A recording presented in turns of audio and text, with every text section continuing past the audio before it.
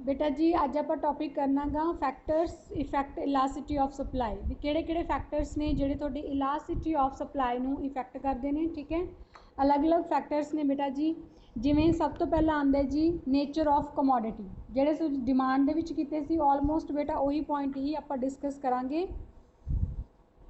Nature of commodity means वस्तुआं दी नेचर। कमोडिटीज़ जिहड़ियां सी आपां किन्ने तरह दियां कीतियां सीगियां। इत्थे हुण आपां मान लो आपां दो तरह दियां कर लैंदे आ, एक पैरिशेबल ते एक नॉन पैरिशेबल।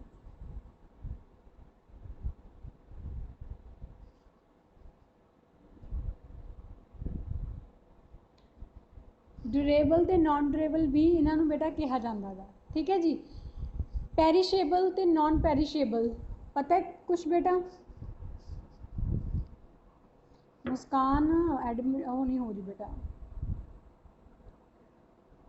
हाँ जी, पैरिशेबल ते नॉन पैरिशेबल बेटा किहड़ियां हुंदियां ने? पैरिशेबल गुड्स वो हुंदियां ने जिहड़ियां जल्दी बेटा खराब हो जांदियां ने, लाइक फ्रूट, वैजीटेबल, मिल्क। ठीक है, that goods is known as perishable. Non perishable जिहड़ियां ड्यूरेबल हुंदियां ने जिन्होंने आप लॉन्ग पीरियड तक आप यूज़ कर सकते हैं। ठीक है, हुण जिहड़ियां तां पैरिशेबल नेचर के प्रोडक्ट्स होणगे, ठीक है, उन्हां दी जिहड़ी इलास्टिसिटी है, ठीक है, वो होएगी परफेक्ट इन इलास्टिक। हेलो, ठीक है जी। पैरिशेबल प्रोडक्ट की जिहड़ी इलास्टिसिटी होएगी परफेक्ट इन इलास्टिक होएगी। दूसरे पासे जिहड़ियां ड्यूरेबल्स जिन्हां नूं आपां लॉन्ग टाइम आपां यूज़ कर सकते हैं उन्हां दी जिहड़ी इलास्टिसिटी है वो मोर यानी कि ज़्यादा होएगी।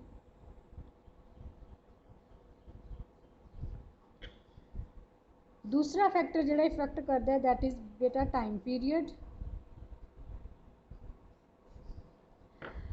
हुण देखो टाइम पीरियड भी थोड़ी सप्लाई की इलास्टिसिटी नूं की करदा गा, इफेक्ट करदा है। टाइम पीरियड एक तो बेटा हुंदा लॉन्ग, एक हुंदा शॉर्ट। भी जिहड़ी मतलब तुसी लॉन्ग पीरियड वास्ते कोई भी प्रोडक्ट कमोडिटी दी सप्लाई लॉन्ग पीरियड तक हुंदी है, ठीक है, ओदी इलास्टिसिटी बेटा मोर होएगी।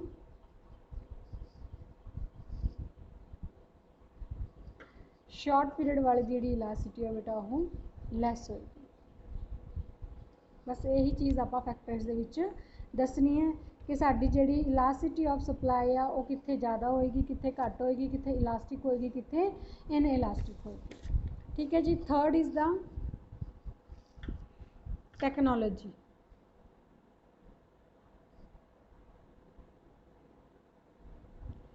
टैक्नोलॉजी का मतलब बेटा न्यू मशीनस वगैरह, ठीक है, भी तुसी वो यूज़ कर रहे हो या नहीं। हुण देखो टैक्नोलॉजी अपने कोल दो होंदियां ने, भी तुसी मॉडर्न न्यू जिहड़ी है वो यूज़ कर रहे हो जां तुसी पुरानी टैक्नोलॉजी नूं यूज़ कर रहे हो।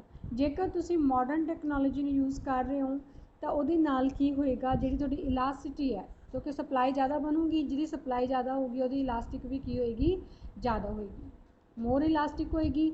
जेकर तुसी ओल्ड टैक्नीक यूज़ कर रहे हो यानी कि पुरानियां टैक्नीक्स नूं यूज़ कर रहे हो उहदी सप्लाई घट होएगी तो उहदी इलास्टिसिटी भी की होएगी बेटा जी घट होएगी, लैस इलास्टिक होएगी।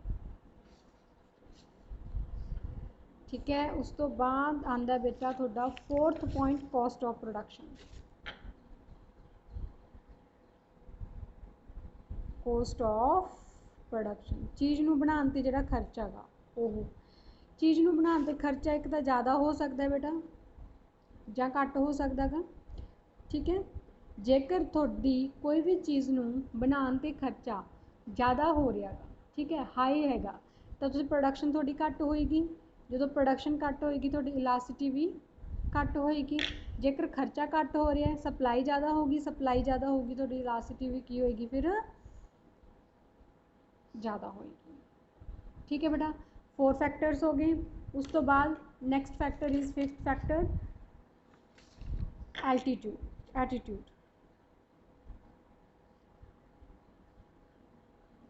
किसी भी प्रोडक्ट नूं लैके एटीट्यूड देखो, एटीट्यूड देखो अपने दो होंगे ने। किसी प्रोडक्ट नूं लैके एक तो पॉजिटिव होएगा भी हाँ सानू चीज़ बहुत वधिया लग रही है, एक होएगा नैगेटिव। ठीक है ना, अपने कोल दो एटीट्यूड होंगे। पॉजिटिव एटीट्यूड की जिहड़ी सप्लाई है, ठीक है, वो की होएगी ज़्यादा होएगी।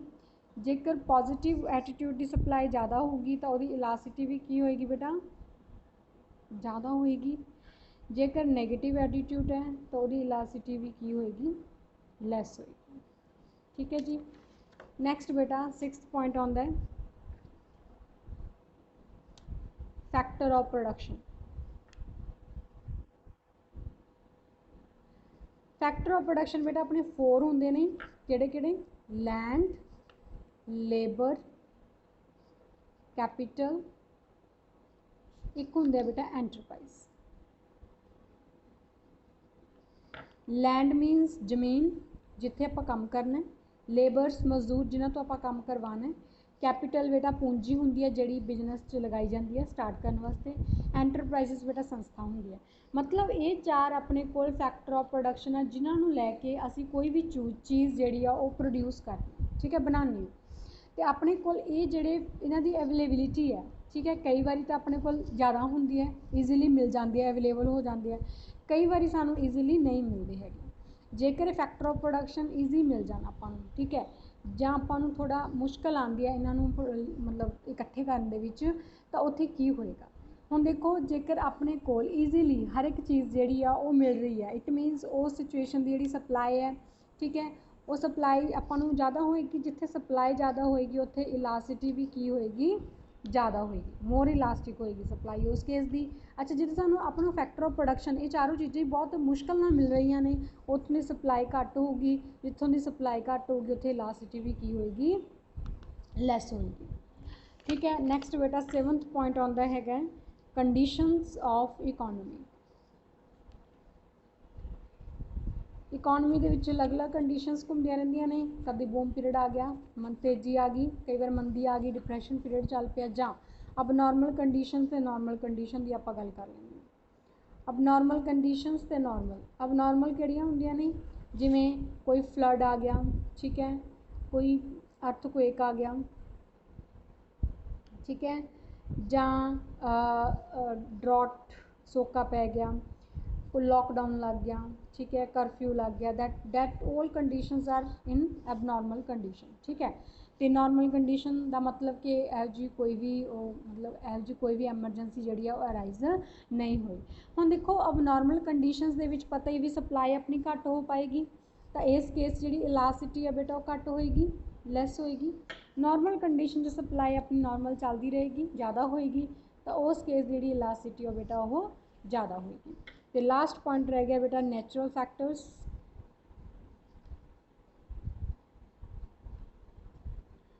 कुदरती factors which effect the production of the commodity. ठीक है।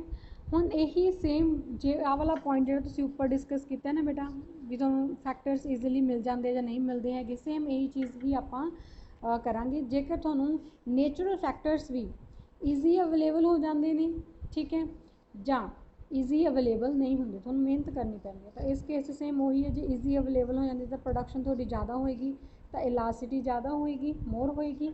जेकर तुहानूं बहुत मुश्किल नाल मिल रहे हैं नेचुरल फैक्टर्स, तो तुहाडी जिहड़ी प्रोडक्शन है घट होएगी, तो इलास्टिसिटी भी घट होएगी। बस that is the factors which are effect the elasticity of supply.